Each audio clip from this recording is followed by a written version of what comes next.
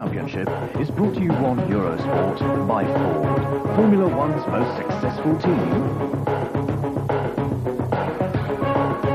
Hitachi, Elf Oil, World Champion.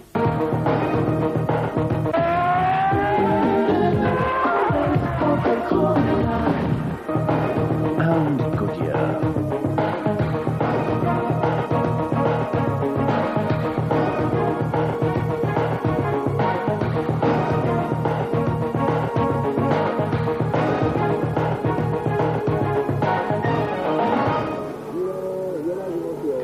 Hello and welcome on Eurosport. Hello and welcome to the circuit Gilles Villeneuve on the Ile de Notre Dame in Montreal, where a couple of minutes ago the morning warm-up for this afternoon's Canadian Grand Prix has started, and it started on a damp circuit.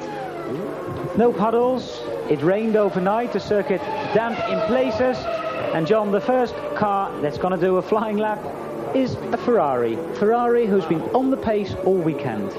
Gerhard Berger is the first man cross start finish line, and well, Berger, I would imagine, will do one quick lap and then come in and allow the team to do the invariable car check, and in fact virtually the entire field filing back in. The only other man who's got a cross start finish line is Andrea de Cesaris, who will be taking the start for his 200th Grand Prix, first Grand Prix of course here in 1980 when he drove for Alfa Romeo. And Andrea standing in, as we mentioned, over the weekend for Carl Wendlinger, who we're delighted to tell you is making now very rapid progress in his recovery from that injury he sustained in Monaco some 4 weeks ago. There's Damon Hill in the garage, and a lot of cars being pushed back, including a Tyrrell without a driver, and the Tyrrell drivers that did have quite a difficult weekend so far. Well, John, if we look at the grid for this afternoon's Grand Prix, Michael Schumacher is third consecutive pole position, being joined for the first time in his Grand Prix career by Jean Alesi. 38 years of age now, was his birthday yesterday, and teammate Gerhard Berger just a couple of tenths of a second behind Jean Alesi. But Ferrari on the pace, and an interesting top three. I think the prospect for this afternoon's Grand Prix is very open indeed, and it was the first time this year we saw Benetton and Michael Schumacher under such pressure for a Grand Prix in 1994, and the relish on his face when he stepped from his car at the end of Saturday qualifying really said, well, although it's nice to be in pole position, but it's even better when you have to fight for it as hard as I had to do. And he got out of his car, walked around all the team members and thanked them personally. And Pat Simmons, his engineer, it was his birthday in fact yesterday as well, and what a great birthday present for Pat Simmons, Benetton Ford team, Michael Schumacher, Flavio Briatore, and everybody who works for Benetton and Ford, and I'm sure, well, they're getting used to it. 3 in a row for Schumacher. Fourth and fifth on the grid this afternoon are Damon Hill and David Coulthard. For Coulthard, that's his best qualifying performance ever. And also, John, for the first time in a very long time, there will be no Williams on the front row of the grid. It's a little bit of a rebuilding, and well, I think was impressive from the Williams team this weekend was that they had both cars, Damon Hill and David Coulthard, running very, very similar times, and Damon finally just pipped Coulthard in the closing moments of the qualifying on Saturday afternoon just to get himself onto the second row of the grid. And it was again Gerhard Berger that split the two Williams, because he again in the closing moments put himself up into third place. While they're not on the front row of the grid, and it is, I'm sure, a disappointment when it comes down to the bare facts of Grand Prix racing. Well, Williams are going through a process of rebuilding, and they're working very, very hard indeed with Williams FW16. This car has not continued the momentum of success that really began in 91 with Mansell and Patrese, and then of course Mansell winning the championship in 92, and Alain Prost continuing that tradition for the team in 93. So this FW16 has been wayward, I think, is the best way to describe it. And, well, the team recovering from the tragedy of Imola, on top of all that, are having to find other methods to improve car performance, and it comes down to fundamental handling. And without active ride suspension, I think Williams have found it much more difficult to control the pitch sensitivity of the car, and at the same time to give the drivers the confidence that they need to enable them to get the best out of a package. Damon Hill, winner of the Spanish Grand Prix 2 weeks ago, second in the World Championship, and today fourth on the grid. But John, having said that, Canada basically is always good for surprise results. I mean, we've seen, and that might not be a surprise, but it's let's say a different second half of the top 10, with two Jordans very good in the top 10, 6th and 8th, Rubens Barrichello and Eddie Irvine, and Ukio Katayama in 9th position. So surprise results, I suppose, are on the cards here. Well, it's a very demanding Grand Prix, and it has been that ever since the Canadian Grand Prix came to the Montreal circuit. And right now, with the changes that have been introduced for this Grand Prix, principally the chicane that's been placed before the very fast sequence of bends on the return run to start-finish straight, heavy braking on a circuit where heavy braking really is on the limit anyway. And I think that's one of the areas teams have been focusing on to try and find consistency. The worst thing you can have is your brakes get too hot, you end up overshooting, and particularly if you overshoot in the chicane during the Grand Prix, that will be a stop-go penalty. So not just the penalty of an error, you will be penalised by being brought into the pits and held for 10 seconds. That will focus the attention certainly of the teams, because they will not want to have that penalty, and equally on drivers to make them aware that one little error, one little push too hard on the brakes will get them into trouble. Jean Alesi tried very hard, and the only time he did not top the sheets during this weekend was when it mattered most, maybe yesterday afternoon, when Michael Schumacher went 0.09 of a second quicker than the Frenchman to, well, keep the Frenchman off his very first pole position. But for the first time in his Grand Prix career, Jean Alesi is seeing a clear road ahead of him, and although we're probably in for a very special Grand Prix, it's going to be a very interesting first corner, to say the least. Well, many people are looking to take advantage. Of course, Michael Schumacher, who now just leaves the pits, is in pole position, and that ought to give him the best shot of getting into that sequence of corners ahead of the field. But Alesi pretty rapid out of the box, as is Berger. Of course, Damon Hill and David Coulthard, who are 4th and 5th, they're also not want to get lost in the morass of cars that are going to pile in behind them. So Rubens Barrichello, Mika Hakkinen also pretty rapid. Eddie Irvine, Katayama and Frentzen, who round out the top 10. It's always difficult. It's very easy to be pushed wide, and if you get wide in that first tight left-hand corner, there's no grip at all. And of course, the gravel on the outside of the corner is just saying, well, come to me. After 10 minutes into the morning warm-up, Damon Hill is currently the fastest driver on the circuit. Then it's Christian Fittipaldi, David Coulthard, Gerhard Berger, Bertrand Gachot is 5th, Oliver Beretta 6th, Jean Alesi 7th, Rubens Barrichello 8th, and Heinz-Harald Frentzen in 9th position. So that is the current situation. Times will get quicker and quicker all through the warm-up, and you can see the remaining minutes of the morning warm-up on Eurosport after this short break.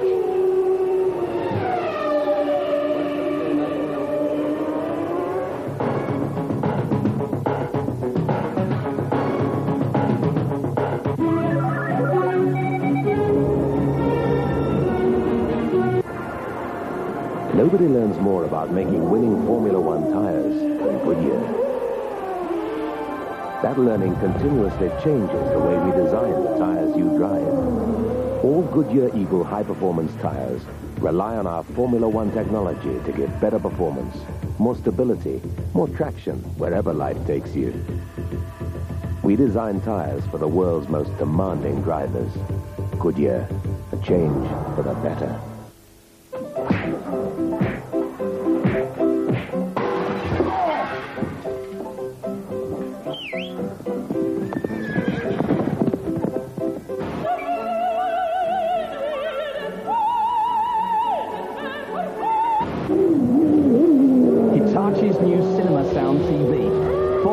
just puts you right in the middle of the action.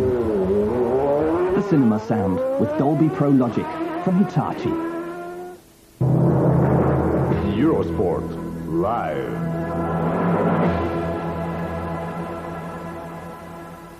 Berger, Alesi, Hill, Barrichello, Fittipaldi. That is the top 5. Coulthard in 6th.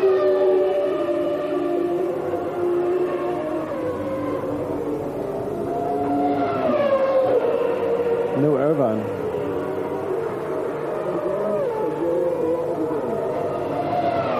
Jean Alesi's gone top of the list with a 1:31.237. Then it's Gerhard Berger on a 1:31.577. And Damon Hill on a 1:31.623. Followed by Rubens Barrichello, Christian Fittipaldi, Pierluigi Martini, the second Williams of David Coulthard, and Bertrand Gachot in 8th. Well, Rubens Barrichello, we've had him on screen while you were away watching the commercial break. And Rubens was 3rd on the previous lap to this, and times are changing now so rapidly indeed.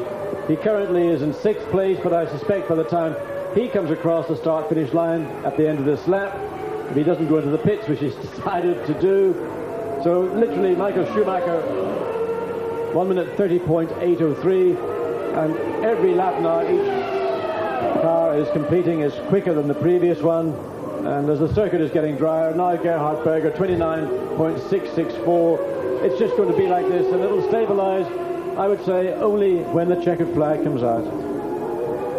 Mika Häkkinen, one of the few drivers that did not improve yesterday on his time set on Friday afternoon, together with Ukyo Katayama and Jean Alesi. He said, well, it just doesn't want to do the times. Well, there is Jean Alesi back in the pits while we look at the top 6 on our screen. And as John says, whenever someone crosses the line, the top 10 is changing very rapidly indeed.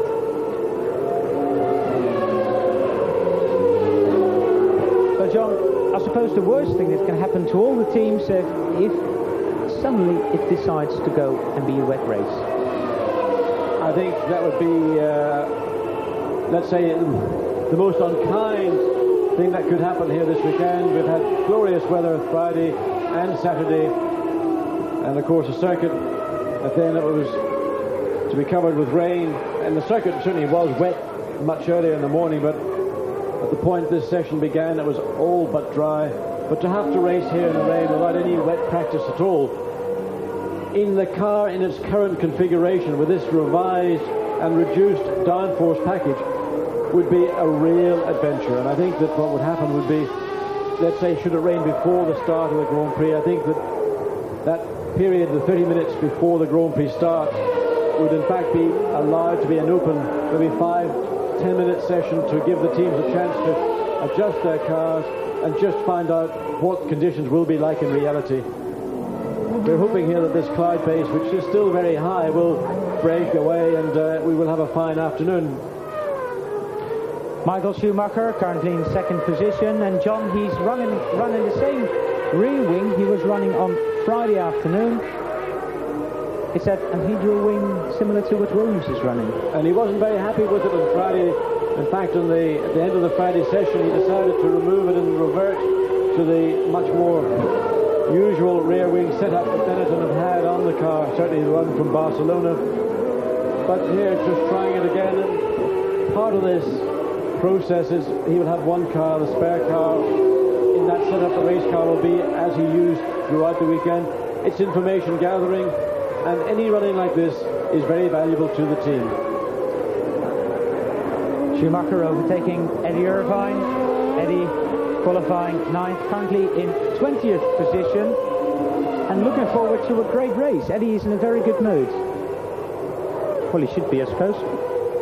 I think he's very happy indeed. He had a good qualifying session. Both the Jordans qualified in the top 10, and in fact on the Saturday morning were very, very competitive. And of course Irvine looking for more points, as is Rubens Barrichello, and of course team leader Eddie Jordan, having got accustomed to picking up points in the 94 season. will be equally happy. Mark Brundle in front of Michael Schumacher. Mark, who qualified just outside the top 10 in 13th, behind former teammate Martin Brundle in 12th. And I'm happy to say that the Ford telemetry works again on our screen, John.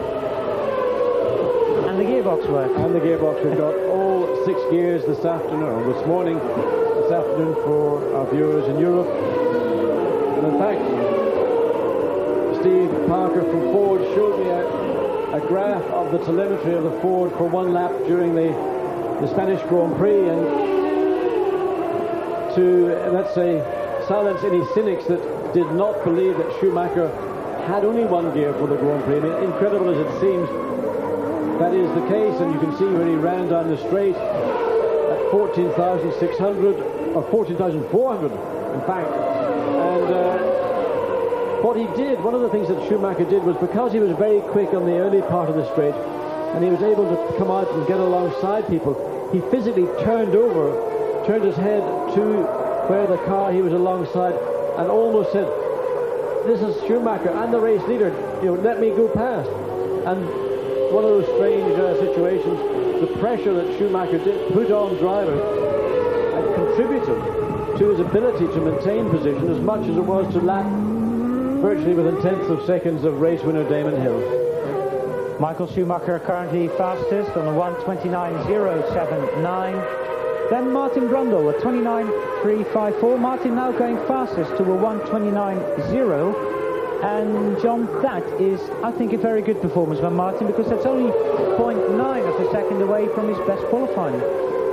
Allard, the circuit right now, it has been patchy, it's drying out, but the air right now is very, very dense. We've got 87% humidity. We've got relatively low temperatures. It's somewhere in the middle teens. For an engine, absolutely ideal. So, to give you a rundown, it's Brundle, Schumacher, Berger, Katayama back in 4th, Morbidelli 5th, Herbert 6th, 7th Frentzen, 8th Brundle, 9th Alesi, and in 10th Olivier Beretta. So that's the top 10, and times I suppose will get faster and faster. There you see it on your screen. Martin Brundle, Michael Schumacher's former teammate, who still believes, John, in 1992 he had a great shot at winning this Grand Prix, and then the did fail on his Benetton. There's no doubt. I mean, that ought to have been Martin Brundle's maiden Grand Prix win. Mechanical problems cheated him from that opportunity. It's a circuit he professes to enjoy, as well as a number of other drivers. They like the twists and turns around this island in the middle of the St. Lawrence Seaway, but it is a circuit, as I mentioned earlier, that is mechanically very hard indeed. Martin Brundle further improving, 1 minute 28.565. So ending up a session quickest. We saw JJ Leto do that in Barcelona on a Sunday morning. Great for the morale, good for the guys and the team. The big problem that Martin has, of course, starting back in the 6th row of the grid, is finding his way to the front. Well, Martin's sensible enough and mature enough to know that you can't win a Grand Prix in the first corner, let alone the first lap. And that's where the strength of the teamwork of the McLaren team ought to be of great assistance to Martin Brundle when the Grand Prix itself starts. Frank Williams looking at the screen, wondering where his drivers are. Well, currently Damon is 12th, and David is not on the first page, just outside 20th. He's 21st or 22nd now, but basically on one of his very first flying laps of this warm-up.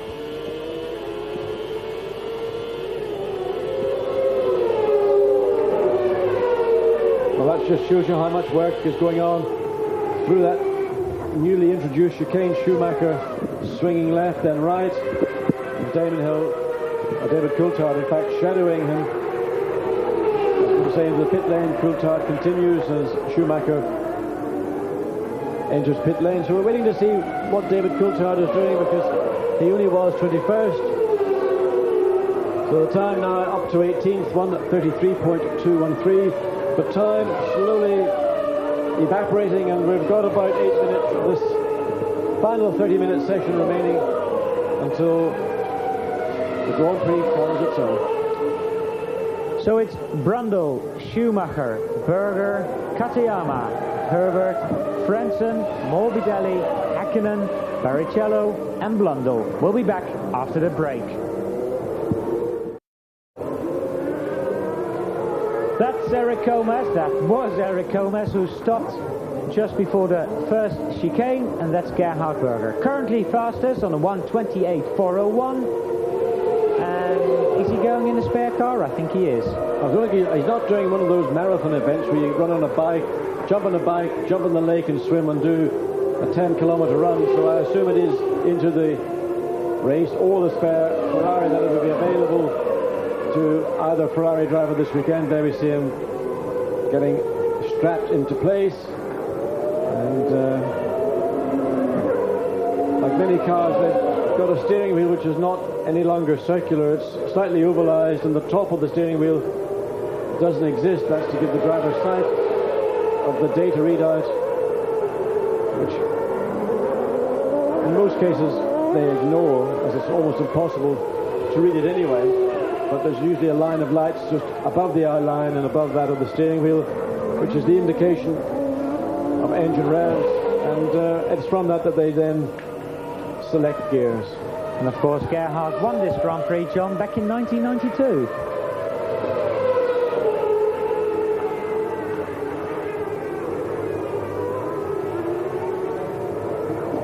So there are not very many minutes to go. Ferrari's 1-2 at the moment. Berger Alesi, then Martin Brundle, and that 1:28.561. Well, 0.3 of a second away from his qualifying time. As Michael Schumacher sits in the pits, he's dropped down to 4th place. Barrichello now 5th, and he's on the circuit. Häkkinen 6th.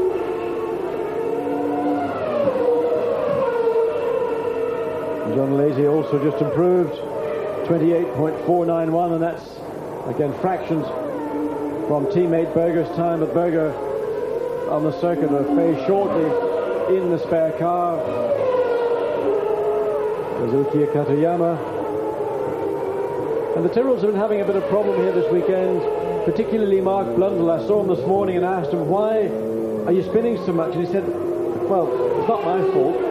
The problem is under braking. I know that's a fairly familiar response, but he said under braking, the back of the car is, it's almost as if porpoising. That was a term that was used in the days of ground effect, where you got it at the front and the car would literally just bounce up and down without any control. Well, that's the effect that he has under braking.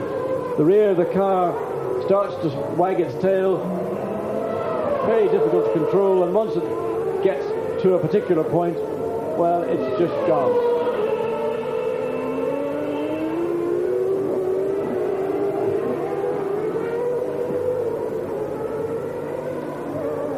And Barrichello up to 4th, right behind Martin Brundle. Mark Blundell, in fact, is up to 5th in the Tyrrell. So Tyrrell and Harvey Postlethwaite and the entire team looking to improve the problems that Mark particularly and Ukiya Katayama to a lesser extent were suffering from. Seems to have worked. There we see we just saw the only Pacific that qualified for this Grand Prix. The only non-qualifier, Paul Belmondo, and there's only one non-qualifier because the Simtech team is here with only one car for David Brabham. Well, Eddie Irvine and Ukiya Katayama, well, they're giving us a nice mixture of drivers, John. Currently 9th, 29.667, and 9th is where Ukiya qualified, and that one can go into the record books as being his best qualifying performance in his Grand Prix career. Well, Katayama, he sits there, and you would think his head, oh, look at that. That is not how to get into the hairpin bend. Jean Alesi scrabbles round. Heavy, locked front brakes. But Akira Katayama, we see, when you watch him driving, and his head bobs around, it's like it's not connected to his body. It's like one of those little dogs you used to put in the back window of your Ford Cortina. The head used to wobble around. Well, apparently when he drives a car on the road, it's just the same. How he can focus and concentrate on what is going on is beyond me.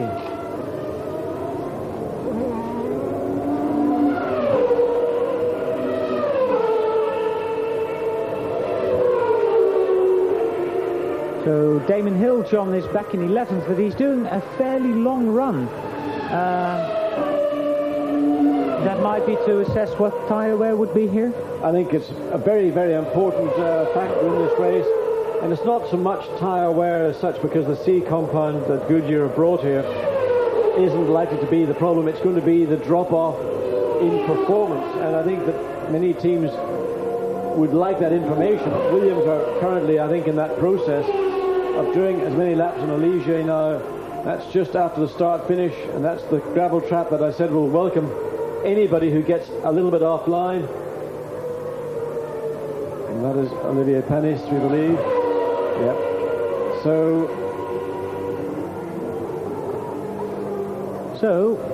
while Panis is well and truly beached in the gravel, Ferraris are first and second with a minute to go. So 1 minute to go, and there we see in replay very familiar sight. But that particular corner particularly, people under-braking the back of the car might get a little bit unloaded.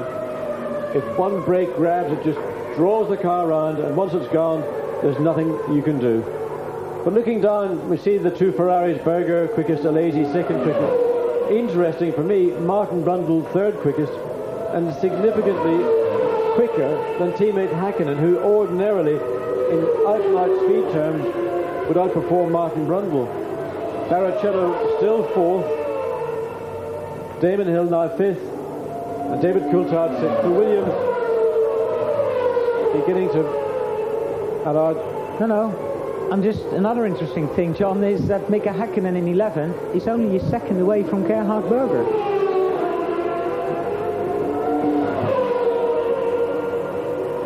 Michael Schumacher, in fact, currently dropped down to 10th because he did the run in the spare car with that anhedral rear wing, and he will want to go out before the session finishes, and I'm not sure he's going to have that opportunity. But once again, we've seen with Benetton Ford, they're prepared, they're so confident, they're so strong now in their belief that they can afford to do a bit of testing in this 30-minute session. It may not relate directly to the race, but it's just more information. Well, the man who's found some speed is Martin Brundle, top of the list. Martin, a 1:27.664, currently fastest, and that, would you believe, it is half a second quicker than Martin did in qualifying. I've got no problem in believing that at all, as Michele Albretto has a grandstand view in a place that I certainly would not want to be standing around for too long. His Minardi Ford is stopped just on the exit of the chicane. But in a way, Martin, I'm not surprised, because, you know, frequently, and now the session is formally finished, you know, during the course of a Grand Prix weekend, you've got Friday and Saturday to prepare the car, 2 qualifying sessions. I know from experience that you don't get the car comfortable, you don't get it the way you would like it. On Sunday morning, when there is no pressure at all, you're free in yourself and your own thinking, and the car and you begin to flow. And that leads to confidence, and that leads to speed. Now we see what happened to Michele. Well, that just died on him. Yeah, all the spark appears to have gone, and Michele just pulled over, parked the car by the side of the track, and there he is. There he is. A bit of overspray in the hair these days for Michele Albretto as well. And, well, it's a frustrating way to finish your session. Michele starting back 18th place, 9th row of the grid, as Olivier Panis walks back to explain the problem that he had on his Ligier and why he parked it in the gravel bed. Give the team a little bit of additional work to clean out all the gravel, the dust that accumulates in the under tray, work that the team wouldn't expect. Martin Brundle ends up fastest during the morning warm-up in Canada. Gerhard Berger in second position, then Jean Alesi in third. Rubens Barrichello is fourth, another good performance by the young Brazilian, and then it's Damon Hill and David Coulthard in fifth and sixth. Again, David being a tenth of a second slower than Damon. Andre de Cesaris, a 1:28.819. That's a very good performance. That is a little bit slower than his qualifying in seventh. Eighth, Martin Brundle, just quicker than teammate Ukyo Katayama in ninth. 10th is Michael Schumacher, and in 11th position, Gianni Morbidelli. But it's all. In 4 hours, we're going to have a Grand Prix here in Canada. Will it be Jean Alesi or Michael Schumacher first out of the first corner? You can watch it here on Eurosport. Bye for now.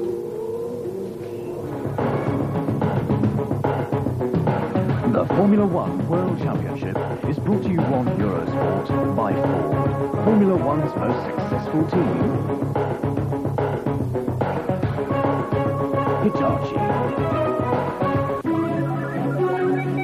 Elf Fuel, World Champion.